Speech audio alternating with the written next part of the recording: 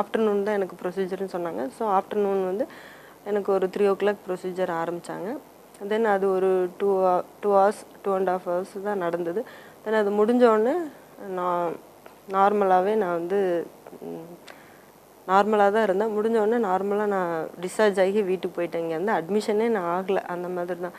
ஆனால் இதில் என்னென்னா அந்த இன்பிட்வீன் அந்த ப்ரொசீஜர் அப்போ எப்படி இருந்தது அப்படிங்கிறது, ஏன்னா இது புதுசாக இது இன்ட்ரடியூஸ் பண்ணனால நிறைய பேருக்கு இது எப்படி, ஏன்னா எனக்கே ஹாஸ்பிட்டலில் ஒர்க் பண்ணாலும் இதை பற்றி எனக்கும் அவ்வளோ தூரம் இதெல்லாம் எனக்கு தெரியல. ஆனால் நான் இது பண்ணுறப்போ எப்படி இருந்ததுன்னு என்னோடய எக்ஸ்பீரியன்ஸ் நான் சொல்கிறேன்.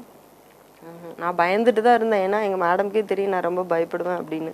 மேடம் சொன்னாங்க, பயப்படாத, ரூமை பார்த்து மிஷினை பார்த்தாலாம் பயப்படாதுன்னு சொன்னாங்க. நான் தைரியமாக போனேன். அப்போது எப்படின்னா நம்மளை லைட்டாக மைல்டு செடேஷன் கொடுத்துட்றாங்க. அது பண்ணி அது செடேஷன் கொடுக்குற வரைக்கும் தான் அந்த ரூமு அந்த மிஷின் எல்லாம் பார்க்குறப்போ ஒரு பயம் இருக்கிற மாதிரி இருக்கும். அப்புறம் நார்மலாக நம்ம தூங்கிடுறோம். அப்புறம் அந்த ப்ரொசீஜர் எண்ட் ஆஃப் த டைமில் மட்டும் அந்த ஒரு சின்ன கிராம்ஸ் மாதிரி இருந்தது ஸ்டொமக்கில். அந்த அந்த ரேஸ் படுறது வந்து கொஞ்சம் ஃபீல் பண்ண ஆரம்பித்தேன். அது அந்த நம்மளுக்கு ரொம்ப பெயின் இருக்குது அப்படின்னா நம்ம என்னோடய கையில் ஒரு சுவிட்ச் கொடுத்துருந்தாங்க, அதை ப்ரெஸ் பண்ண சொன்னாங்க. ஸோ எனக்கு அந்த அளவுக்கு ஓரளவுக்கு டாலரேட் பண்ண முடியலைங்கிறப்போ ஒரு 2 times தான் நான் ப்ரெஸ் பண்ணேன். ஸோ அதுக்கப்புறம் ப்ரொசீஜர் ஓவர் ஆயிடுச்சு எல்லாம். அதுக்கப்புறம் கொஞ்சம் கம்மி பண்ணிட்டாங்க, ப்ரொசீஜர் ஓவர் ஆயிடுச்சு.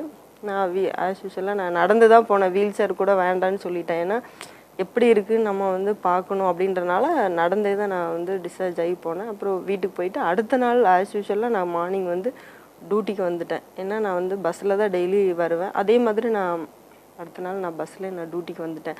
என்னன்னா ஒரு சின்ன டிஸ்கம்ஃபர்ட் இருந்தது. ஆனால் அந்த எம்ஆர்ஐ பண்ணுறதுக்கு முன்னாடி நான் அந்த பேம்ப்ளெட்ஸ் படித்து பார்த்தேன்.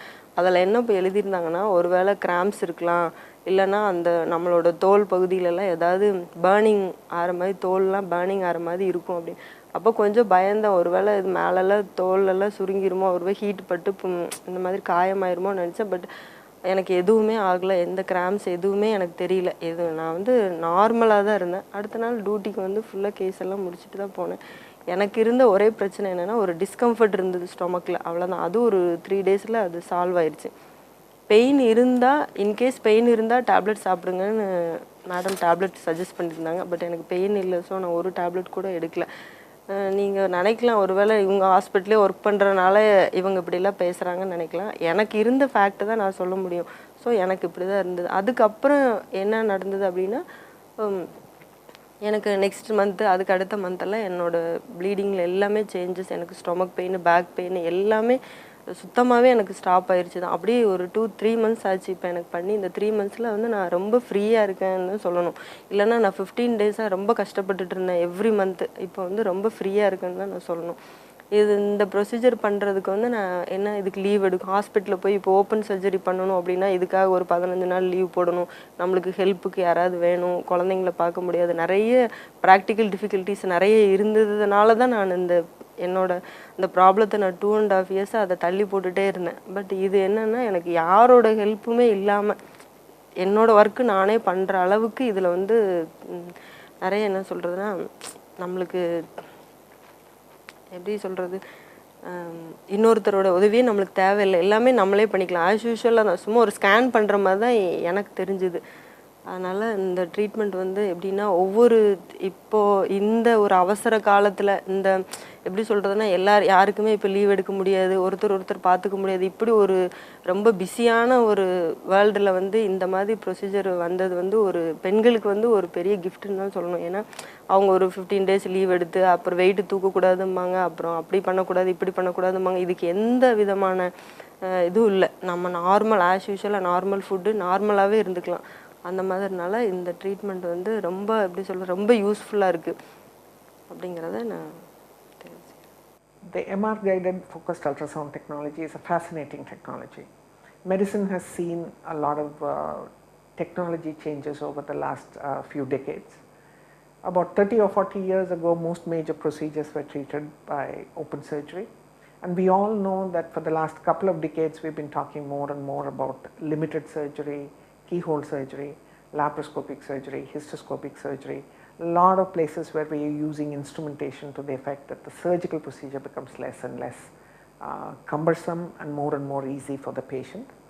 Now we've come to the next huge break, which is moving on from keyhole surgery to actually a future operating room where there's not an open surgery, not any kind of a surgical method done, and without opening an abdomen or without opening a tissue plane, the procedures can be performed by machines alone, which is using focused ultrasound as our instrumentation without making an incision, without actually operating, to cure certain problems.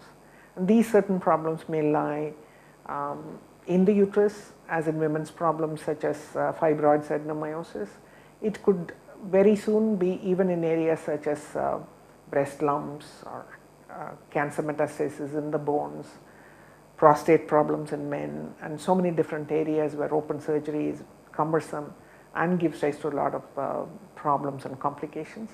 This actually non-surgical method may very well be the future of the future operating room, where men and women can be treated for a wide variety of problems without actually going through a surgical procedure with a scalpel and knife.